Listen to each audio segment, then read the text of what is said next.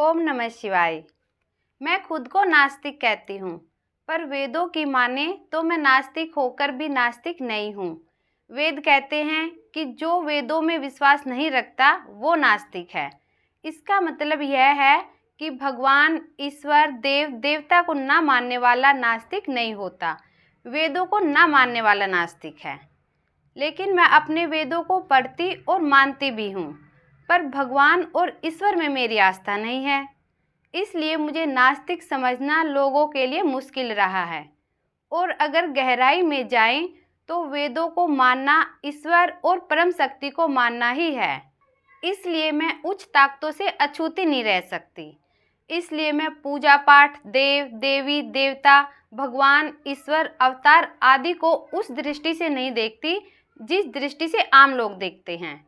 सनातन धर्म में लोग बहुत अज्ञानी हैं, यह मेरे दुख का विषय है। शायद इसीलिए मैं नास्तिक हूँ। लोगों को न तो तत्व ज्ञान पता है, न मौलिक ज्ञान पता है, न नैतिक ज्ञान पता है, न प्राकृतिक नियमों के सिद्धांत पता है, न धर्म का समाजशास्त्र पता है, न धर्म का कानून पता है और न कानून का धर्म पता है। तो मुझे अचंभा होता है कि फिर वो खुद को आस्तिक कैसे कह सकते हैं। लोग सहूलियत को जिंदगी समझते हैं, इसलिए उनकी सहूलियत के हिसाब से आस्तिक वही है जो भगवान में विश्वास रखता है। मूर्खता यह है कि यह सनातन धर्म नहीं कहता, बल्कि दूसरे धर्म कहते हैं। मुझे हंसी आती है आम लोगों पे कि यह कैसे निम्न श्रेणी के आस्तिक हैं। ऐसे मूर्ख आस्तिक होने से सच्चा नास्तिक होना लाख गुना बेहतर है। इसलिए मैं नास्तिक हूँ। मुझे दुख होता है यह जानकर कि लोग ये कहते हैं कि मैं महाकाल का परम भक्त हूँ और शिव का मंदिर दिखा तो श्रद्धा से शीश झुका लिया, लेकिन किसी और देवी देवता का मंदिर दिखा तो उस ओर देखा भी नहीं। क्या यह आस्तिकता है? नहीं, यह पाप है। मुझे दुख होता है जब किसी दूसरे धर्म के लोग आपके धर्म का मजाक उड़ाते हैं तो आप बदले में उनके धर्म का मजाक उड़ाते हैं। क्या यह आस्तिकता है? नहीं, यह कमजोरी है। धर्म आपको सामाजिक मजबूती, आंतरिक मजबूती, नैतिक मजबूती और जिम्मेदारी प्रदान करता है, ना कि कमजोरी। अब आप बताइए कि आप इतने खोखले क्यों हैं कि किसी के उकसाने पर आप अपना आपा खो बैठते हैं। अगर आप धर्म के नाम पर सजा देने उतरते हैं तो आपको अपने ईश्वर की शक्तियों पर भरोसा नहीं है। उसने भगवान को बुरा भला कहा है तो देर सवेर ईश्वर उसको सजा देगा। आप कौन होते हैं सजा देने वाले? इसलिए ऐसी आस्तिकता से मेरी नास्तिकता लाख गुना बेहतर है।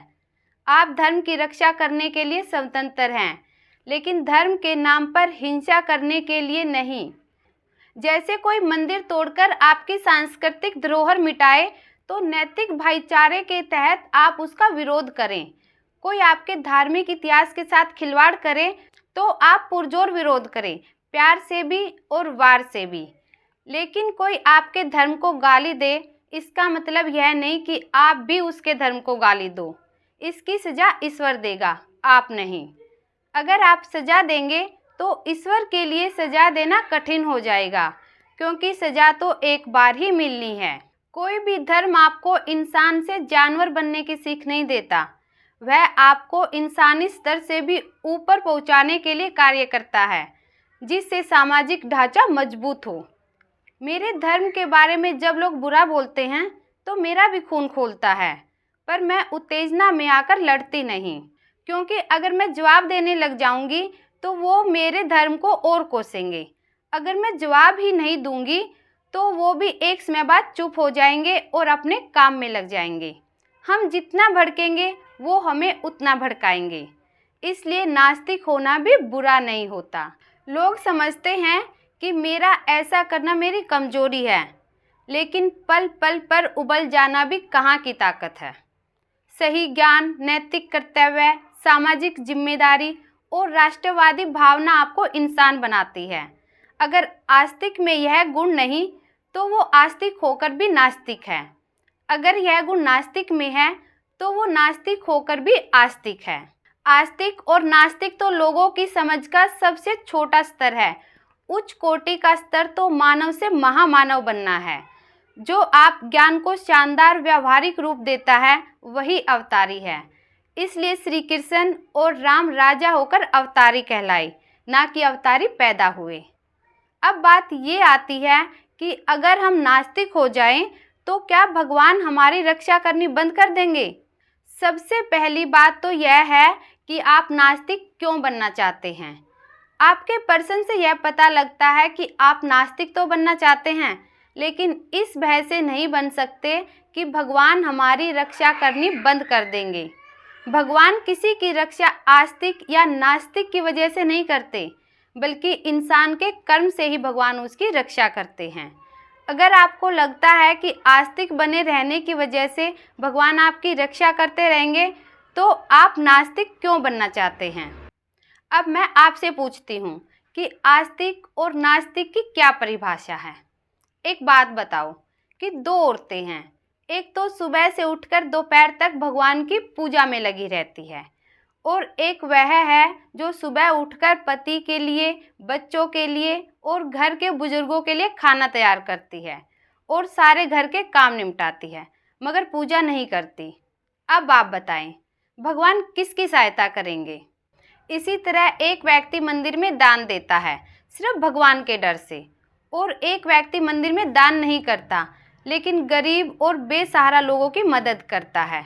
अब आप बताएं, इनमें से कौन आस्तिक है और कौन नास्तिक है? आपने भक्त पुंडरीक की कथा सुनी होगी, जिसने अपने माता पिता की सेवा में ही अपनी जिंदगी व्यतीत कर दी। वह भगवान की सेवा नहीं करता था, लेकिन देखो भगवान उससे खुद मिलने आए और उसने भगवान को भी घर के बाहर खड़े रहने के लिए एक ईंट दे दी और कहा, जब तक मैं अपने माता पिता की सेवा कर रहा हूँ तब तक आप बाहर खड़े रहो। अब आप देखो, भगवान भी बाहर खड़े रहे जब तक कि वह अपने माता पिता की सेवा से फ्री नहीं हुआ। अब सवाल ये आता है कि अगर भगवान सच में है तो उनके भक्त क्यों दुखी रहते हैं, जबकि नास्तिक लोग खुश रहते हैं?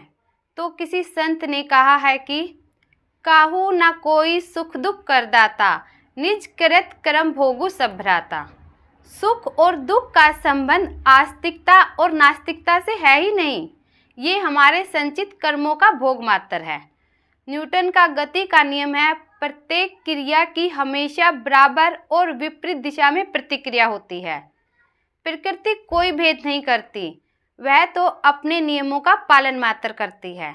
मेरी बात समझ में आई हो तो अगर आपने कोई गलत काम किया है तो आपको दुख भोगना ही होगा, वहीं अगर आपके कर्म अच्छे हैं तो आपको सुख भी मिलेगा। हम सब अपने कर्मों के अनुसार ही सुख दुख भोगते हैं। इस पर सोच विचार करके इसे अपने जीवन में अमल कीजिएगा। धन्यवाद। शिव सदा सहायते।